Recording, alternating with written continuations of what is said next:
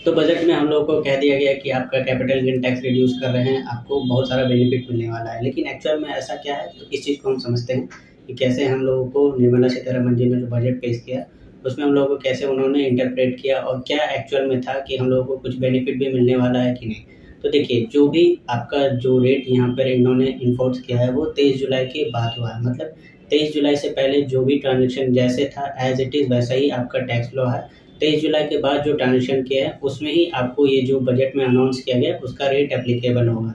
उसमें भी कल एक अमेंडमेंट आया है, वो भी हम लोग डिस्कस कर लेंगे कि अब जो कल अमेंडमेंट ला करके फाइनेंस बिल के थ्रू अमेंडमेंट किया गया है कि क्या है, तो वो भी हम लोग डिस्कस करेंगे। तो 23 जुलाई से पहले क्या था कि अगर आपका शॉर्ट टर्म होता है शेयर मार्केट से तो उसमें आपका रेट जो लगता था 15% लगता था, और अगर आपका लॉन्ग टर्म हुआ है तो 10% टैक्स लगता था। लॉन्ग टर्म मतलब 1 साल से ज़्यादा होल्डिंग वाले पे, और उसमें 1 लाख रुपए तक का आपको बेनिफिट भी मिलता था।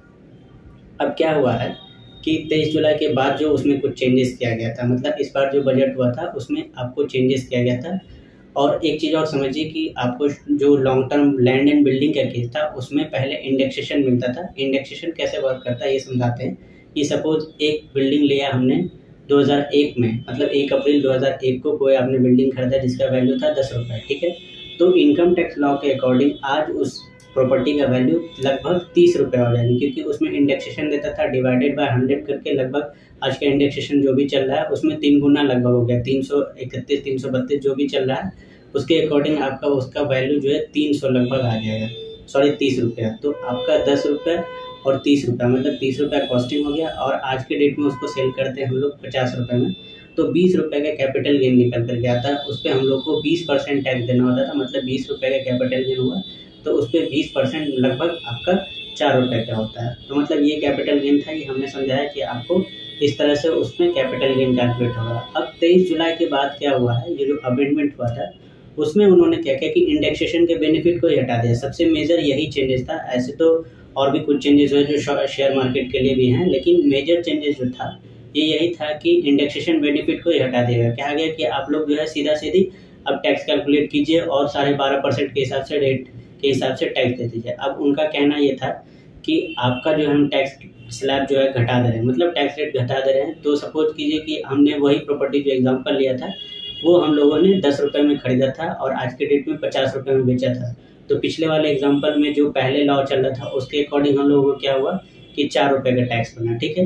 लेकिन आज के डेट में अगर ये जो अभी जो बजट के बाद जो अगर हम लोग उसको ये करते हैं, सेल करते हैं, मतलब 23 जुलाई के बाद उसी प्रॉपर्टी पर को अगर सेल करते हैं तो कैसे वर्क करेगा। तो देखिए 23 जुलाई के बाद अगर सेल करते हैं तो 50 रुपये में हमने प्रॉपर्टी बेचा और 10 रुपये में खरीदा था, तो इसमें इंडेक्सेशन बेनिफिट नहीं मिलने वाला। तो आपका कितना हो गया, 40 रुपये का कैपिटल गेन देखिएगा।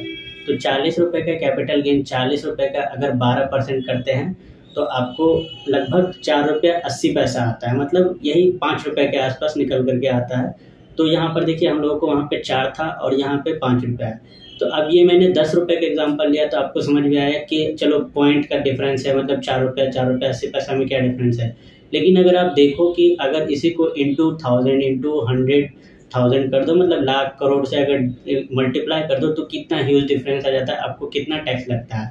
और यही नहीं, आपको जो भी अगर मान लीजिए कि कैपिटल गेन होता है तो उस पर सरचार्ज भी तो लगता है। तो मान लीजिए आपका कैपिटल गेन इसके केस में जो ओल्ड लॉ के हिसाब से 50 लाख से नीचे था तो उस पर किसी भी तरह का कोई सरचार्ज नहीं लगेगा, ठीक है। लेकिन अगर 50 लाख से ऊपर हो गया न्यू लॉ के अकॉर्डिंग, क्योंकि न्यू लॉ के अकॉर्डिंग तो आपको टैक्स तो आपको ठीक है टैक्स रेट कम कर दिया गया, लेकिन कैपिटल गेन जो है वो आपका तो ऊपर हो गया ना। जैसे कैपिटल गेन आपका जैसे जो इनकम है वो तो आपका बढ़ गया, वो 50 लाख से ज़्यादा हो गया, तो उस पर वो लोग सरचार्ज लगाएंगे, उस पर एडिशनल 10% लगाएंगे, क्योंकि उन्होंने कैपिंग किया हुआ था कि 37% हम लोग नहीं लगाएंगे। मैक्सिमम सरचार्ज रेट जो है 37% वो नहीं लगाएंगे, 25 लगाएंगे।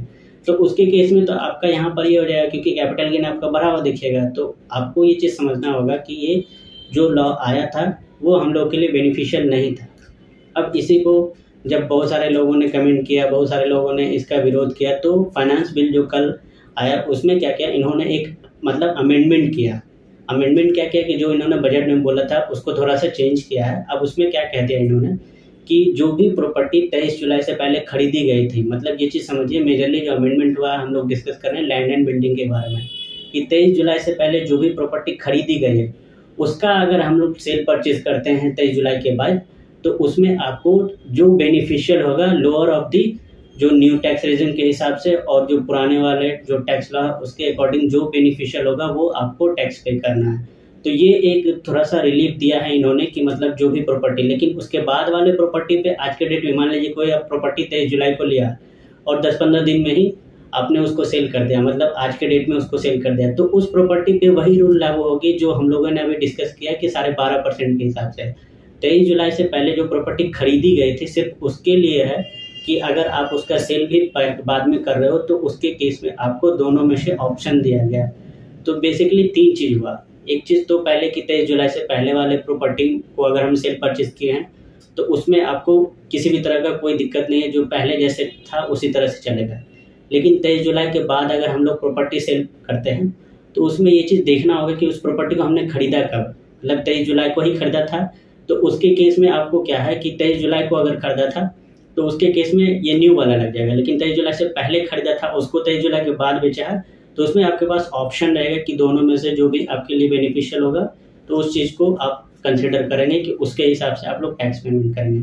तो ये था एक कैपिटल गेन टैक्स के बारे में। और हाँ, आपको शेयर मार्केट वाले में समझा देता हूँ। शेयर मार्केट में क्या हुआ है कि अब शॉर्ट टर्म कैपिटल गेन जो है उसमें आपको पहले 15 देना था, आज के डेट में उस पर 20% देना है। उसी तरह से लॉन्ग टर्म वाले में पहले 10% देना था, आज के डेट में क्या किया है कि 12.5% कर दिया गया है।